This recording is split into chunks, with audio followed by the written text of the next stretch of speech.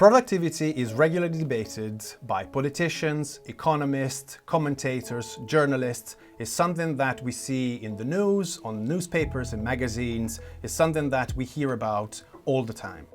And the reason is that productivity is really at the basis of our competitiveness, both as organizations and countries, but also underpins our standards of living, our quality of life. And the reason is that productivity is essentially our capacity to convert inputs into outputs. Inputs can be capital, equipment, and of course people. And the outputs can be services, products, whatever we produce, whatever we deliver. Now, the better we are at being productive, the better we are at converting those inputs into outputs. And of course, that makes a lot of difference from a quality point of view, and from a cost point of view, and from a time point of view. Now, there are two ways to be more productive, to increase productivity. And one way is really to look at the broad factors from a policy or economy point of view. And that's what politicians and economists and journalists tend to talk about all the time. So what type of regulation should we introduce? What type of legislation should we pass? What type of infrastructure will we have in terms of physical infrastructure and ICT? What type of incentives can we introduce to get companies to do more R&D or to be better at doing that or whatever? And those are very important factors. Having said that, if you look at data about specific sectors, you can see that there is a huge variation in how companies are at converting those inputs into outputs, so in their productivity. And so it's not just about those broad factors, but it's also what people do inside organizations. And that's what we want to talk about today.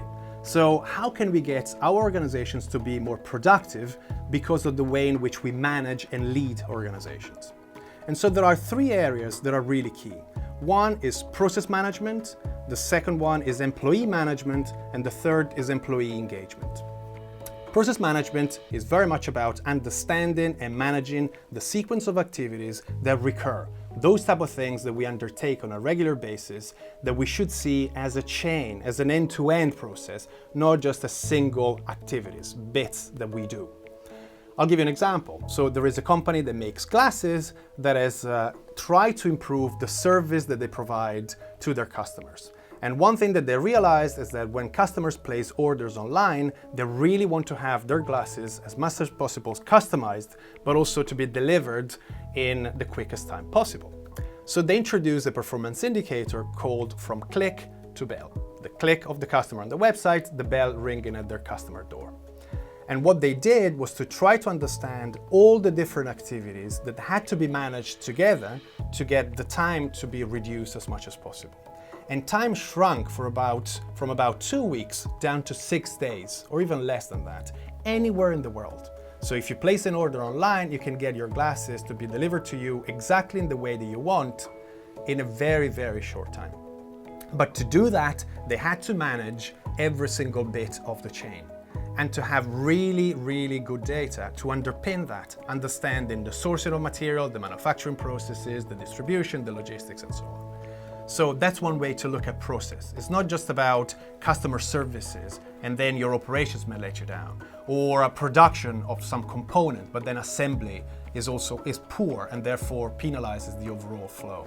Or being incredibly good at something, but then disregarding cost. And so eventually you may be better what you deliver, but then of course you can't really afford to do that because cost is a very important consideration in all of this. And that comes both in relation to process, but also to our second aspect, which is the one of employee management.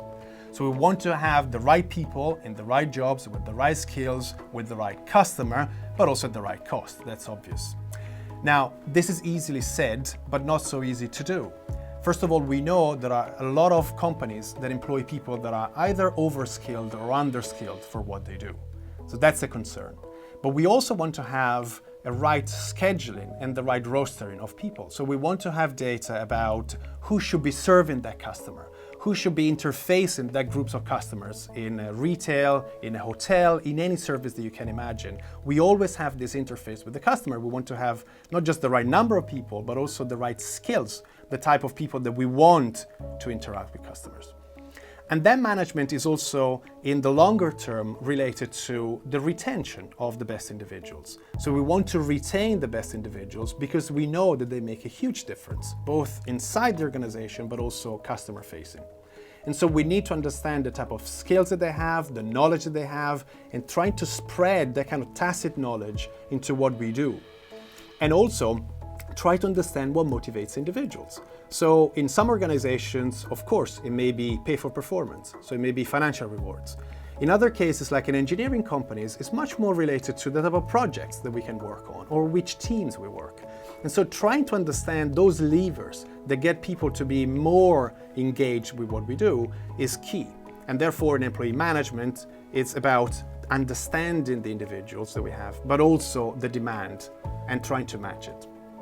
Onto that thread, we can expand on the idea of employee engagement. And that's our third factor. It's really try to understand how we get people to be motivated and to be aligned to what we want to achieve, and so contributing to our main goals, but at the same time feeling capable and in a position to make a difference, and therefore to be innovative and suggest innovations in terms of process, in terms of service, in terms of products, and so on. And we know that when people are more engaged, they're more likely to be aligned and more likely to be suggesting innovations, which of course are very important from a productivity point of view. There are 4 things that we need to consider when we want to get employees to be more engaged. The first one is what we call goal clarity. We want to be clear about what it is that we're trying to achieve. A lot of organizations have got fairly lofty goals about growing the business or becoming more competitive or reducing the cost base. But what does that mean? What does it mean for employees? What does it mean from a sales point of view? If I want to grow the business, well, what does it mean? Is it in terms of volumes or is it in terms of margins? I need to articulate that to make people understand what we want to achieve. But even more difficult is when we are trying to relate those type of objectives down to people working in support services. So we want to grow the business. What does that mean for me in HR? Does it mean that I have to retain people? Does it mean that we want to attract different people? We need to articulate goals in ways that people understand because they can make them their own. The second point is goal commitment. So it's not just about knowing something, but feeling more attached to it. And that attachment and that buy-in comes from our involvement in a process. It may be because we negotiate something with our line manager, or it may be because we feel that we participate in setting the broad goals, or at least we understand where they come from. So if we shift and decide that instead of growing the business this year, we want to keep customers loyal and reduce cost, okay, so what shall I do? And why is that a legitimate goal? Why is it important to try to reduce cost? I need to understand it. The third point is what we call role clarity, is again putting myself in the picture. So do I feel capable? Do I feel confident? Do I feel competent in making a difference? And that safety, that psychological safety is hugely important for people to come forward and make suggestions. So if I want to suggest some innovation, more or less big, I need to feel capable and confident. If I don't feel like that, it's very unlikely that I'll come forward and suggest something. And the fourth point is about the process clarity. So what are the next steps? What shall I do? Who can I work with? What type of things am I required to do? Or what type of things can I do? And so combining goal clarity, goal commitment, role clarity, and process clarity brings that kind of engagement about. And that's really fundamental if we want to get people to be more productive. And that productivity, again, will be then translated into better quality from a customer point of view, lower cost from an organizational point of view, and often quicker service, for example. So time to market may be shorter, lead times will be shorter, delivery times will be shorter. We know a lot of examples of this in, from healthcare to logistics to any customer service, and it doesn't have to be private sector, it can be also in the public sector, because all these issues, of course, go across a range of organizations. But something that is very common to process management, employee management, and employee engagement is a rigorous set of data. We need to understand things, and those things have to be understood by employees, they have to be understood by their line managers, and of course they have to be related to customers. So we have to have a deep understanding of our resources, and so have data about employees, about our processes, but also being able to understand supply and demand. in the current state, but also more dynamically. How is that going to look in the future? Can we forecast demand? Can we forecast what the organization is going to look like? And what type of people do we need to retain? What kind of succession planning? What type of talent management do we need to put in place? And those things are not possible if we don't have a good understanding of how we perform and what type of resources we can leverage. So if we want to be more productive, we have different levers in front of us, not just broad economic factors, but we have to have a rigorous data set to enable to do that. To find out more about how to get full visibility and control over the levers that drive workforce productivity and profitability, please visit us at crowncomputing.com. Also, subscribe to our social media feeds for more insight on managing workforce and business performance.